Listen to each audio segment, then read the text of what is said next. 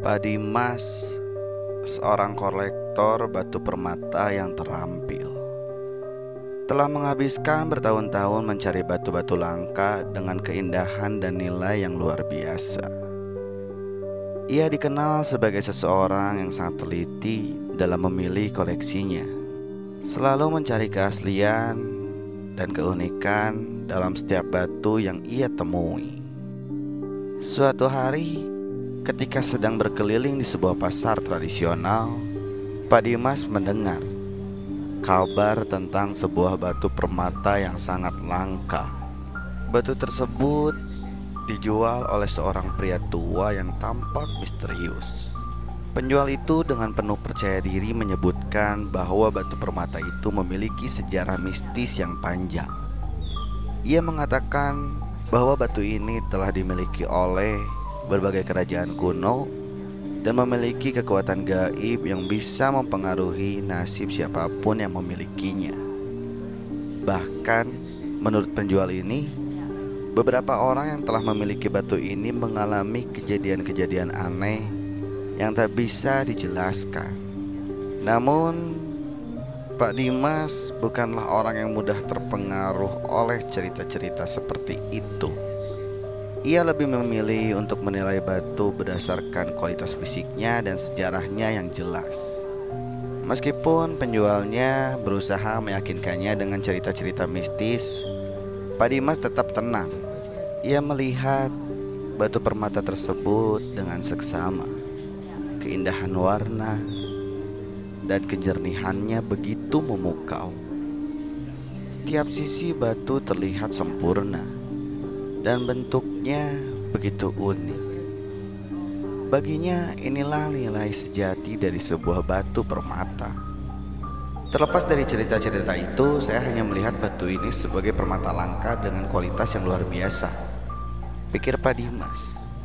Jika memang ada sejarah misterius di baliknya, itu mungkin hanya sebuah cerita saja. Dengan keputusan yang bulat, Pak Dimas akhirnya memutuskan untuk membeli batu permata tersebut. Ia tak terlalu peduli dengan segala mitos dan legenda yang mengelilinginya. Yang terpenting baginya adalah keindahan dan keunikan batu itu sebagai koleksi. Namun, ia tidak tahu bahwa keputusan ini akan membawanya pada petualangan yang lebih besar dari yang pernah ia bayangkan.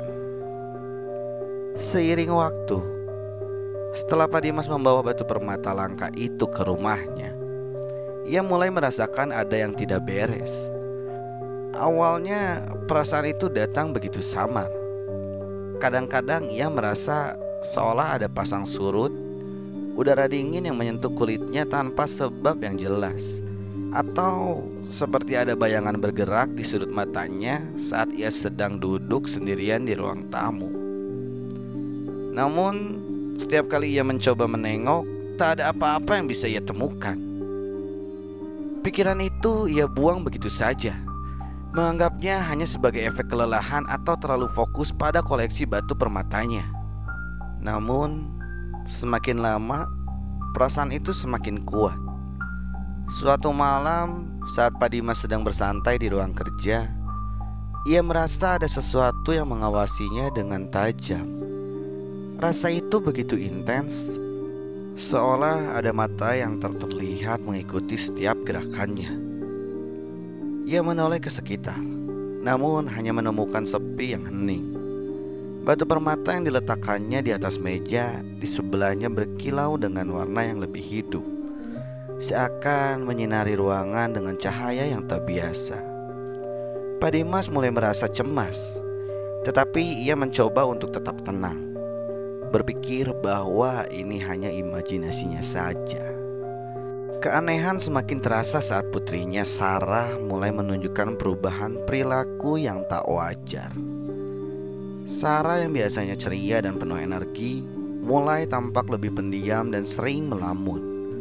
Setiap kali Pak Dimas berbicara dengan putrinya, ia merasa Sarah tidak sepenuhnya mendengarkan, seolah-olah ada sesuatu yang mengalihkan perhatiannya. Suatu hari, Sarah menghabiskan waktu lama berdiri di depan cermin. Matanya kosong, dan wajahnya tampak tegang. Ketika ditanya, ia hanya menjawab dengan suara yang berbeda. "Mereka menunggu." Pernyataan Sarah yang aneh itu membuat Pak Dimas terkejut. Ia mencoba menanyakan lebih lanjut, tetapi Sarah hanya menggelengkan kepala dan kembali terdiam. Sejak kejadian itu, perilaku Sarah semakin berubah. Ia mulai berbicara sendiri, berbisik dengan suara yang tidak dikenali oleh keluarga mereka. Keanehan itu semakin mengganggu, terutama ketika Sarah mengaku melihat sosok bayangan orang, tetapi hanya dia yang bisa lihat. Keluarga Pak Dimas mulai merasa cemas. Istrinya, Ibu Sari, merasa ada sesuatu yang salah dan tak bisa mengabaikan perasaan ketidaknyamanan yang melingkupi keluarga mereka. Mereka mulai mendengar suara-suara aneh di malam hari, seperti bisikan atau langkah kaki yang berat, meskipun rumah itu selalu dalam keadaan sunyi. Meskipun Pak Dimas berusaha rasional, ia tak bisa menutup mata terhadap kenyataan bahwa semua kejadian aneh ini bermula setelah ia membawa batu permata itu pulang. Keluarga mereka kini terjebak dalam ketegangan yang semakin meningkat, merasa seolah-olah ada kekuatan yang tak terlihat menguasai rumah mereka. Pak Dimas mulai merasa ragu. Apakah cerita mistis tentang batu itu memang benar adanya? Suatu malam yang gelap, setelah seharian penuh dengan kegelisahan yang tak terucapkan, Pak Dimas kembali merasakan ketegangan yang semakin menekan dirinya. Ia duduk di ruang tamu menatap batu permata itu yang kini terletak di meja tengah dengan kilau yang lebih mencolok dari biasanya. Meski cahaya lampu hanya redup, batu itu memancarkan cahaya yang membuat ruangan terasa lebih berat, seolah ada yang mengawasi setiap gerakannya. Sarah yang semalam sempat terdiam lama di sudut kamar tiba-tiba muncul dengan tatapan kosong. Matanya terfokus pada batu itu.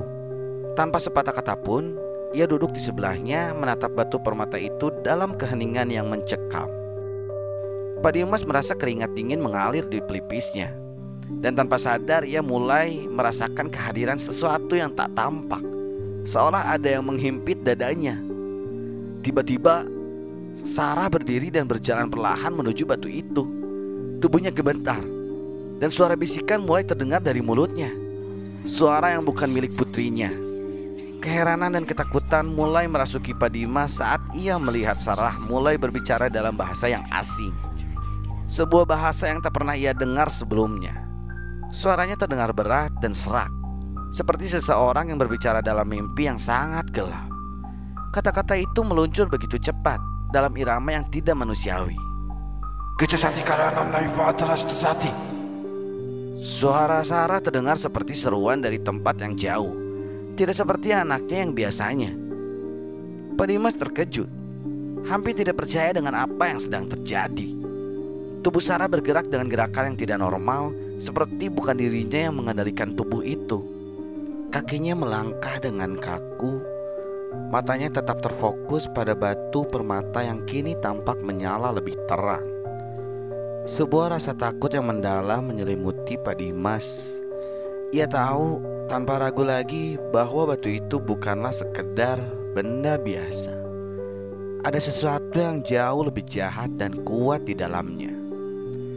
Dengan gemetar, Pak Dimas mencoba untuk mendekati Sarah, tetapi tubuhnya terasa begitu berat, seolah ada kekuatan yang menahannya. Ia mencoba berbicara, meminta Sarah kembali kepada dirinya yang sebenarnya. Namun suara Pak Dimas seakan teredam oleh kekuatan tak terlihat. Batu permata itu memancarkan kilauan yang semakin kuat, seolah menyuarakan panggilan yang tak bisa dihindari.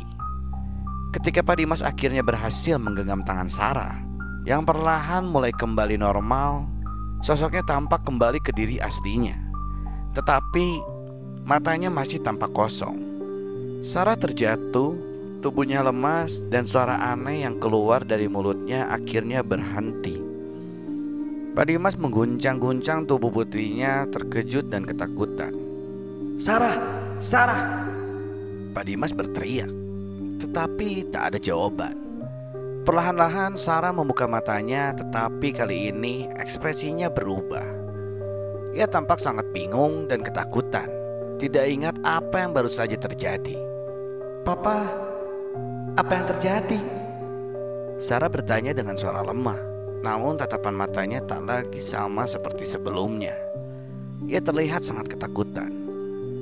Pak Dimas tahu kejadian malam itu adalah titik balik batu permata yang ia anggap hanya sekadar koleksi, telah membawa malapetaka ke dalam hidup mereka.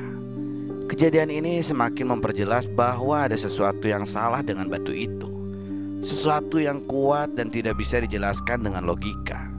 Dengan hati yang penuh kecemasan, Pak Dimas akhirnya memutuskan untuk mencari tahu lebih banyak tentang sejarah batu tersebut. Bahkan jika itu berarti menghadapi kenyataan yang lebih gelap dari yang biasa ia bayangkan. Ia sadar bahwa ia harus segera bertindak, karena jika tidak, batu itu dan apapun yang ada di dalamnya dapat menghancurkan hidupnya serta keluarganya. Kondisi Sarah semakin memburuk seiring berjalannya waktu. Setelah kejadian kerasukan malam itu, tubuhnya perlahan mulai menunjukkan tanda-tanda penyakit misterius yang tak bisa dijelaskan. Ia mulai merasa lemah, kehilangan nafsu makan, dan tubuhnya semakin kurus. Meskipun sudah dibawa ke beberapa dokter, tak satu pun yang bisa memberikan diagnosis yang jelas. Semua tes menunjukkan hasil yang normal, tetapi Sarah tetap terbaring lemas di tempat tidur. Matanya tampak sayu dan kosong. Dokter pertama yang mereka temui mengira Sarah hanya mengalami kelelahan berat dan stres, mungkin akibat perubahan suasana hati yang mendalam atau trauma psikologis. Namun setelah berhari-hari perawatan tanpa hasil yang signifikan, Pak Dimas mulai merasakan ada sesuatu yang lebih gelap di balik semua ini. Rasa cemas yang ia rasakan sebelumnya kini semakin menguat. Ia menyadari bahwa semakin lama, keanehan yang terjadi di rumah mereka semakin sulit dijelaskan dengan alasan medis. Pada suatu malam, Pak Dimas menemukan Sarah terbangun dari tidurnya dengan keringat dingin membasahi tubuhnya. Matanya terbelalak dan ia terengah-engah seperti seseorang yang baru saja mengalami mimpi buruk. Ketika Pak Dimas mendekat, Sarah menggenggam tangannya dengan erat, gemetar. "Papa, Papa." Suara Sarah terdengar sangat lemah dan penuh ketakutan. "Aku melihat mereka lagi. Mereka berkata aku harus datang." Kata-kata itu membuat hati Pak Dimas berdebar kencang. Setiap kali Sarah berbicara tentang mereka, Pak Dimas merasa ada sesuatu yang sangat mengerikan mengintai di balik kata-kata itu. Sejak batu permata itu dibawa masuk ke rumah, Sarah selalu berbicara tentang sosok-sosok yang tidak terlihat, sesuatu yang tampaknya hanya ia lihat. Sosok-sosok yang datang dalam mimpi buruknya, sosok yang menuntut sesuatu darinya.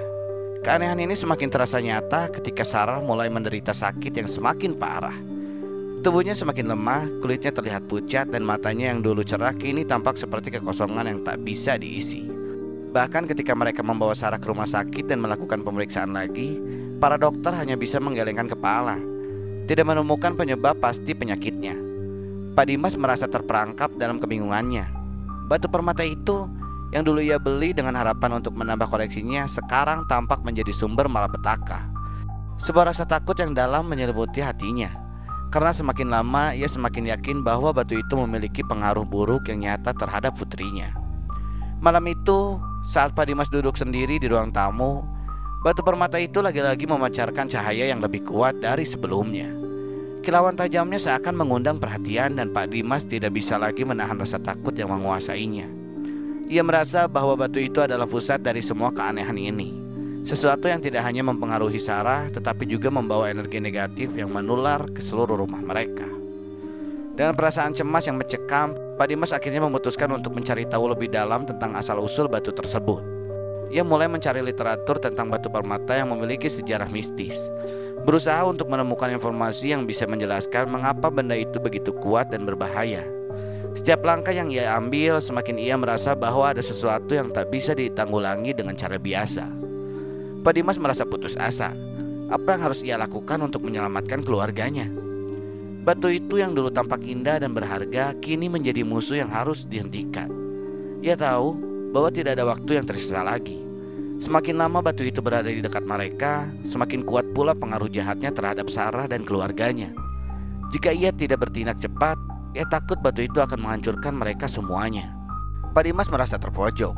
Setiap malam ia menyaksikan putrinya semakin menderita. Tubuhnya yang semakin lemah, matanya yang semakin kosong, dan kata-kata aneh yang keluar dari mulutnya. Perasaan putus asa menghantui setiap langkahnya. Batu permata itu yang dulu ia anggap sebagai koleksi berharga, kini menjadi musuh yang tak terlihat namun sangat nyata. Ia tahu bahwa Sarah hanya bisa diselamatkan jika ia mengusir kekuatan jahat yang ada di dalam batu itu. Tetapi usaha-usaha yang ia lakukan terasa sia-sia. Berharap untuk menemukan solusi, Pak Dimas mulai mencari bantuan dari berbagai sumber. Ia menghubungi seorang ahli spiritual terkenal di kota itu. Seseorang yang dikenal memiliki kemampuan untuk berinteraksi dengan dunia gaib. Pak Dimas berharap bahwa orang ini bisa memberikan penjelasan atau cara untuk menghilangkan pengaruh jahat dari batu permata itu. Ahli spiritual tersebut datang ke rumah Pak Dimas dengan serius. Setelah melihat batu permata itu dengan teliti, ia memulai ritual untuk mengusir kekuatan jahat yang ada di dalamnya. Suara-suara mantra mulai terdengar. Aroma dupa memenuhi ruangan dan cahaya lilin menari-nari dalam keheningan.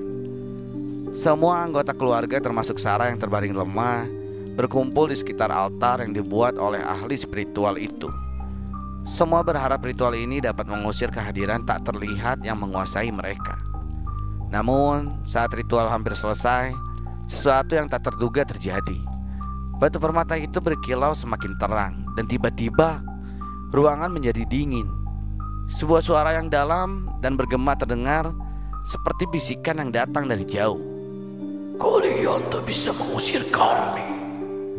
Suara itu terdengar jelas, seakan berasal dari dalam batu itu sendiri. Ahli spiritual itu terhuyung mundur. Wajahnya berubah pucat. Ia terdiam sejenak sebelum akhirnya menggelengkan kepala. "Ini bukan hanya batu. Sesuatu yang lebih besar dan lebih tua ada di dalamnya," ujarnya dengan suara gemetar. "Kekuatan ini lebih kuat dari yang saya kira. Saya tidak bisa mengusirnya." Pak Dimas merasa dunia seakan runtuh di sekitarnya. Setiap harapan yang ia gantungkan pada ritual tersebut hancur dalam sekejap. Ia merasa bingung dan lelah. Tak tahu lagi harus kemana. Apakah ia harus menerima kenyataan bahwa tidak ada yang bisa menyelamatkan Sarah? Apakah batu permata itu memang memiliki kekuatan yang tak terjangkau oleh manusia? Namun, tak lama setelah itu, seorang dukun yang dikenal dengan kemampuan mistisnya datang untuk memberikan nasihat. Dukun tersebut berkata bahwa untuk mengusir kekuatan yang menguasai batu itu, mereka harus menghadapi sumber dari kekuatan tersebut, yang mungkin terhubung dengan sejarah mistis batu itu yang sangat kuno.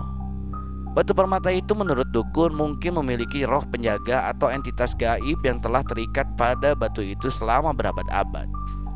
Pak Dimas tidak punya pilihan lain selain mengikuti saran dukun tersebut. Dukun itu meminta mereka untuk melakukan sebuah ritual yang jauh lebih rumit dan penuh resiko. Ritual itu melibatkan pemanggilan roh-roh leluhur menggunakan benda-benda ritual yang hanya dimiliki oleh para dukun tua, dan melakukan perjalanan ke tempat-tempat yang dianggap sakral. Namun, setiap usaha yang dilakukan tampaknya sia-sia. Ritual demi ritual dilaksanakan dengan tekad yang semakin membara untuk menyelamatkan Sarah. Tetapi batu permata itu tetap mempertahankan kekuatannya. Bahkan saat mereka berusaha menghilangkannya dengan membakar dupa, membacakan doa-doa kuat, dan meletakkannya di tempat-tempat yang dianggap bisa mengusir energi jahat, batu itu hanya semakin memancarkan kilauan yang lebih tajam, lebih terang. Seolah batu itu menantang mereka, berusaha menunjukkan bahwa tak ada yang bisa menghalanginya. Pak Dimas merasakan kelelahan yang luar biasa. Sarah tetap menderita dan tidak ada satupun cara yang berhasil mengembalikan putrinya ke keadaan semula. Rasa takut semakin mendalam dan ia merasa seperti berada di ujung tanduk. Batu itu telah menguasai hidup mereka dan ia tak tahu lagi apa yang harus dilakukan. Setiap malam ia terjaga menatap batu itu dengan penuh kecurigaan dan ketakutan. Ia tahu bahwa jika tidak ada yang berubah, keluarga mereka akan terperangkap dalam kutukan yang semakin kuat. Pak Dimas mulai berpikir, apakah mungkin ada cara yang lebih ekstrim untuk menyingkirkan batu itu? Ataukah batu permata itu memang telah membawa malapetaka yang tidak bisa dibalikan? Dan yang lebih menakutkan lagi, apakah Sarah akan selamat jika mereka terus mempertahankan batu tersebut di dalam rumah? Pak Dimas merasa putus asa. Semua usaha yang ia lakukan untuk mengusir kekuatan jahat dalam batu permata itu telah gagal. Sarah semakin lemah dan rumah mereka semakin dipenuhi dengan rasa takut yang tak terungkapkan. Setelah berkali-kali mencoba berbagai ritual, bantuan dari ahli spiritual hingga upaya lain yang tidak membuahkan hasil, Pak Dimas akhirnya membuat keputusan yang sangat berat. Ia memutuskan untuk menyingkirkan batu permata itu selamanya, berharap dengan menghilangkannya dari rumah mereka, segala malapetaka dan gangguan yang terjadi pada keluarganya akan berhenti. Pada suatu malam yang gelap, dengan tekad yang bulat, Pak Dimas membawa batu itu jauh dari rumah mereka. Ia menyusuri jalan yang sepi menuju sebuah hutan terpencil, jauh dari pemukiman dan di tempat yang ia rasa aman. Di sana ia menggali tanah dan dengan tangan gemetar, ia memasukkan batu permata itu ke dalam lubang yang dalam. Setelah menutupnya dengan tanah, ia berdoa dalam hati berharap batu itu tidak akan pernah kembali dan malapetaka yang membayangi keluarga mereka akhirnya berakhir. Kembali ke rumah, Pak Dimas merasa sedikit lega, meskipun hatinya masih dipenuhi rasa khawatir. Ia berharap dengan batu itu hilang, kehidupannya dan keluarganya bisa kembali normal. Namun perasaan lega itu hanya bertahan beberapa hari. Keanehan kembali terjadi. Suatu sore, saat Pak Dimas membuka lemari di ruang tengah untuk mengambil beberapa barang, matanya tertuju pada sebuah benda yang tak asing. Batu permata itu yang sebelumnya ia kubur jauh di dalam hutan terdapat di dalam lemari, terletak rapi di atas meja seperti tidak pernah pergi dari rumah mereka sama sekali. Pak Dimas terperangah, jantungnya berdetak kencang dan keringat dingin mengalir di pelipisnya. Ia memeriksa batu itu dengan cermat, seakan berharap ada penjelasan rasional untuk kejadian ini. Tetapi batu itu tidak berubah. Ia tetap memancarkan kilauan yang sama, seolah menantang Pak Dimas untuk memahami kekuatan yang ada di dalamnya. Batu itu kembali dengan sendirinya, seolah-olah ada tangan tak terlihat yang meletakkannya kembali di tempat itu. Panik dan bingung, Pak Dimas memanggil istrinya, Ibu Sari dan Sarah untuk melihat kejadian yang aneh ini. Sarah meskipun masih lemah hanya terdiam dan memandang batu itu dengan tatapan kosong. Wajahnya tampak semakin pucat, seakan kekuatan dari batu itu semakin menguasainya. Ibu Sari yang sudah lelah dengan kejadian-kejadian yang tak bisa dijelaskan hanya bisa menangis. Mereka tidak tahu lagi harus berbuat apa. Pak Dimas kini tahu bahwa batu permata itu bukan sekadar benda mati yang bisa disingkirkan begitu saja. Batu itu membawa kekuatan yang lebih besar dan lebih gelap dari yang bisa ia bayangkan. Setiap usaha yang mereka lakukan untuk menjauhkan batu itu dari kehidupan mereka selalu berakhir dengan kegagalan. Batu itu selalu kembali, seolah memiliki kekuatan yang tak bisa dihindari. Kini Pak Dimas merasa seperti terperangkap dalam sebuah lingkaran tak berujung. Batu itu yang semula ia lihat sebagai harta yang langka, kini menjadi kutukan yang menghancurkan segala yang ia cintai. Dengan berat hati, Pak Dimas mulai menyadari bahwa ia tidak hanya berperang melawan batu permata itu, tetapi juga melawan kekuatan tak kasat mata yang telah menguasai rumah dan keluarganya. Dan jika ia tidak menemukan cara untuk mengatasi kekuatan ini, maka tidak hanya Sarah yang akan terus menderita, tetapi mungkin keluarganya semua akan terperangkap dalam bayang-bayang kegelapan yang tak berkesudahan. Kehilangan Sarah menghancurkan hati Pak Dimas dan seluruh keluarga. Setelah berbulan-bulan bergulat dengan keanehan yang ditimbulkan oleh batu permata itu, Sarah akhirnya tak bisa bertahan lagi. Tubuhnya yang lemah dan sakit serta pengaruh kekuatan jahat dari batu itu akhirnya memutuskan nyawanya. Kematian Sarah datang dengan cepat, seperti suatu akhir yang sudah diprediksi. Tetapi tetap saja, itu adalah pukulan yang sangat berat bagi Pak Dimas dan istrinya Bu Sari. Pak Dimas merasa seolah-olah ia telah gagal sebagai ayah. Ia merasa bertanggung jawab atas kematian Sarah, karena semua ini bermula dari keputusannya untuk membeli batu permata itu. Batu yang awalnya ia lihat sebagai benda langka dan berharga, kini menjadi simbol dari penyesalan yang tak terhapuskan. Ia selalu bertanya-tanya, bagaimana jika ia tidak membeli batu itu? Bagaimana jika ia tidak membawa batu itu pulang ke rumah mereka? Mungkinkah semuanya akan berbeda? Kehilangan Sarah membuat seluruh keluarga terperangkap dalam kesedihan yang mendalam. Rumah yang dulu penuh tawa kini terasa sepi dan hampa. Meskipun Pak Dimas dan Ibu Sari mencoba untuk melanjutkan hidup, mereka merasa seperti ada bagian dari diri mereka yang hilang. Dan rasa sakit itu seakan tak bisa dihindari. Setiap sudut rumah mengingatkan mereka pada Sarah. Tempat tidur yang kosong, mainan yang tak terlupakan, bahkan suara tawa kecil yang dulu selalu ada di rumah itu. Semua itu kini berubah menjadi kenangan yang menghantui mereka. Dan permata itu, benda yang semula mereka anggap sebagai koleksi berharga, kini menjadi peringatan yang tak bisa diabaikan. Pak Dimas tidak bisa menghapus gambar batu itu dari pikirannya. Ia tahu jika saja batu itu tidak pernah ada, mungkin Sarah masih ada di sini dengan mereka. Batu permata itu yang telah membawa malapetaka ke dalam hidup mereka, kini menjadi simbol dari kehancuran yang tak bisa diubah. Mereka memutuskan untuk mengubur batu itu sekali lagi, jauh dari jangkauan mereka. Namun, meskipun batu itu jauh dari rumah mereka, rasa kehilangan tetap menghantui mereka setiap hari. Pak Dimas sering terjaga di malam hari, teringat pada keputusan yang ia buat bertahun-tahun lalu. Ia merasa tidak ada yang bisa mengembalikan apa yang telah hilang, dan batu itu, meskipun sudah hilang dari kehidupan mereka, tetap menjadi bagian dari tragedi yang tak terhapuskan dalam ingatan mereka. Dan meskipun waktu berlalu, rasa penyesalan itu tak pernah benar-benar hilang. Batu permata itu tidak hanya merenggut nyawa Sarah, tetapi juga merusak keluarga mereka.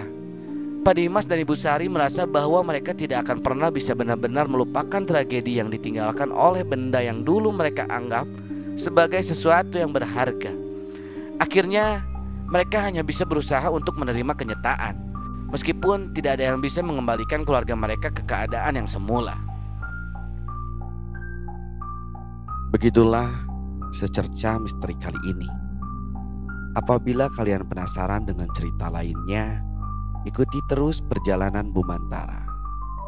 Untuk kalian yang mempunyai pengalaman horor atau kejanggalan lainnya, kalian bisa kirim cerita kalian ke email okirafli09@gmail.com.